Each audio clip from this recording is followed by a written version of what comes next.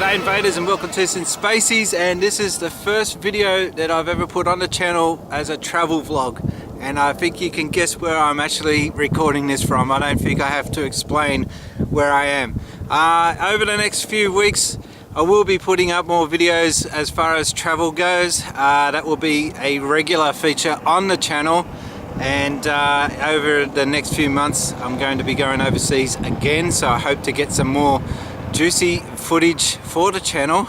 But for now I'm about to enjoy the sunset again here in Uluru, Ayers Rock.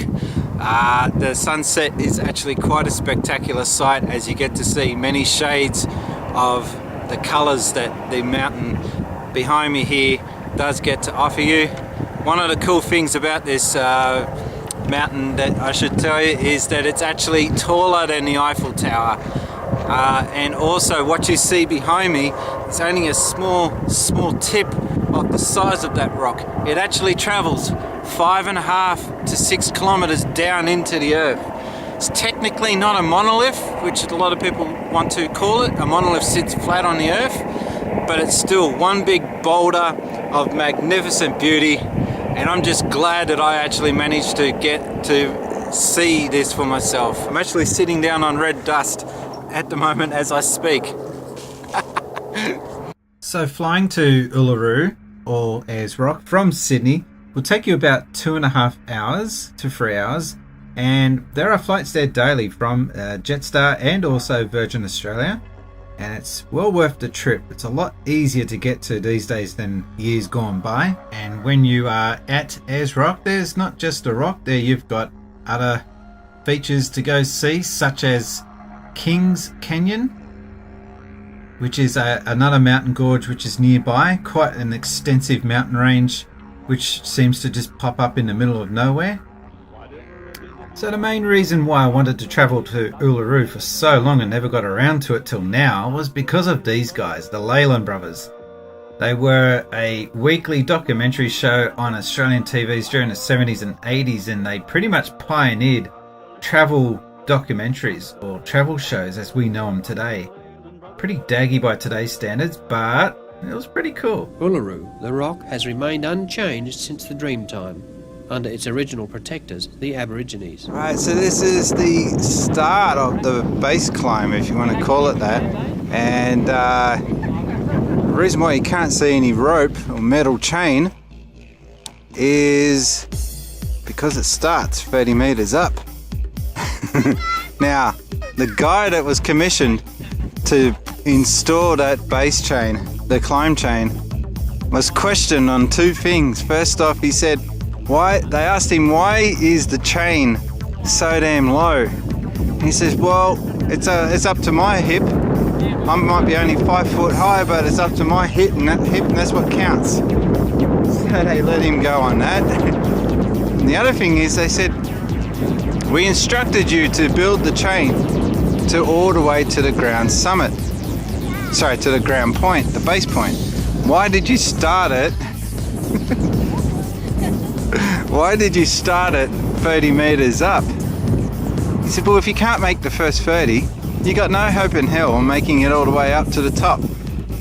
And again, they let him off, and they didn't question him ever again on it, and that's how it remained. So rather than walking on top of the rock, which is actually disrespectful to the local indigenous tribe of the rock, we opted instead to ride our bikes around. Now, walking on top of the rock is a contentious issue. The reasons why it is disrespectful is because the local tribe, that the owners of the rock, or the caretakers I should say, they ask that you please don't walk on the rock. They see people walking on top of it causing damage to the rock. They perhaps have other reasons known to them for this view on people walking on the rock. And to be quite honest, I think riding your bike around it was probably more exciting anyway.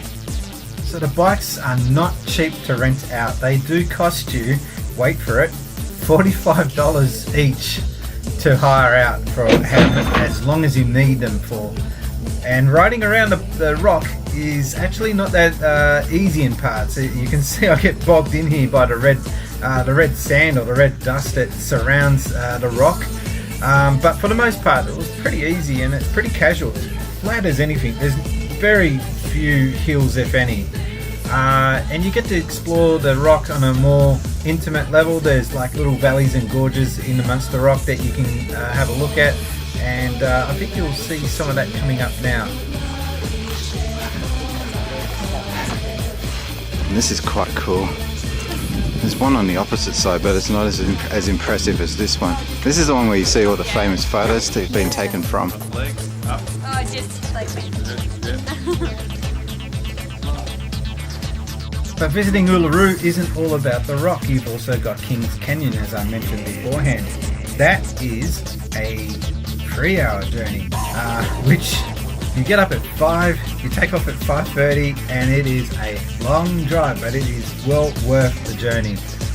Nothing around this part is cheap. You will be paying quite a bit for this tour, but if you can perhaps hire a car, that might be a better way to go.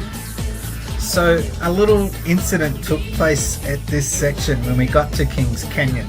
There's a little spot in the middle of the gorge right in the center called Garden of Eden. There's a little swimming hole, and I never managed to get footage of it because of what happened. It turns out you're not allowed to swim in it. I found that out later, but I had to take a dive.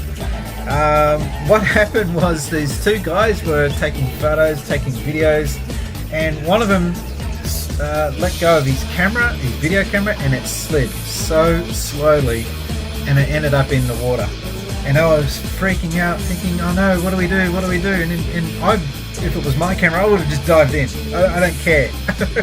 But they were like really thinking, oh, should I do it? Or they were just being very hesitant. By the way, this rock coming up looks like a camel. 3, 2, 1. No, it's not. There it is. The camel resting on the rock. Anyway, so I got really annoyed at watching them being hesitant, and I just pushed them aside and said, leave it to me. So I ended up getting all my gear off except my Dax, and I stood in the water. It was freezing cold. It was like only 2-3 degrees Celsius, and I got the camera out. I had to put my head under. I couldn't just reach it down for it. And so that was my little adventure. There's the Camel Rock. That was my little adventure in the Garden of Eden. Freezing cold. I don't recommend diving in there. You can't anyway. You're not allowed to. But you're not missing anything, guys. And over in the distance, we spot a crate. And if you open it up, it unlocks a new level. I'm sure that's the case. Or if I just played too many games. Selfie. Well, that's pretty cool.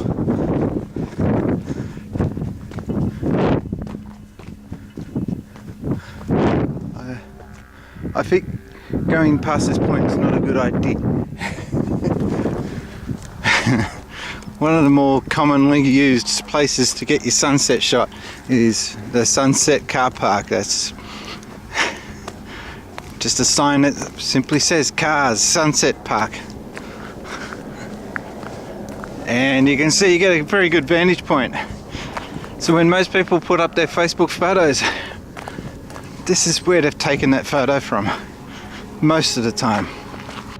And before we finish up, I thought I'd just also show you the Valley of the Winds. This is a 7k walk. If you guys are from the States, this might look very familiar to you, because it does look very similar to the Grand Canyon, except in a more rustic, older look. This is a much older part of the world.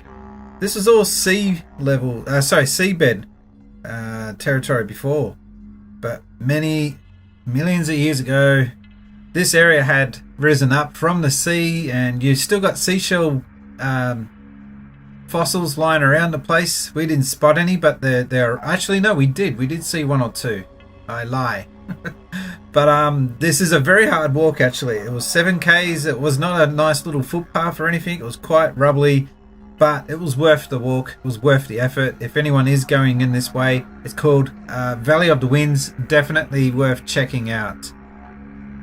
So I think I better just end this video by reminding visitors to the Uluru Park that it is actually copyright protected. You cannot take photos of the rock. Now, I'm not making any money off this video. I have not monetized it. But the Uluru Rock and also the Sydney Opera House are two intellectual properties. You cannot take photos and make money off them. So just keep that in mind. It's a bit of an unusual one. It catches people out. Anyway, but back to the video.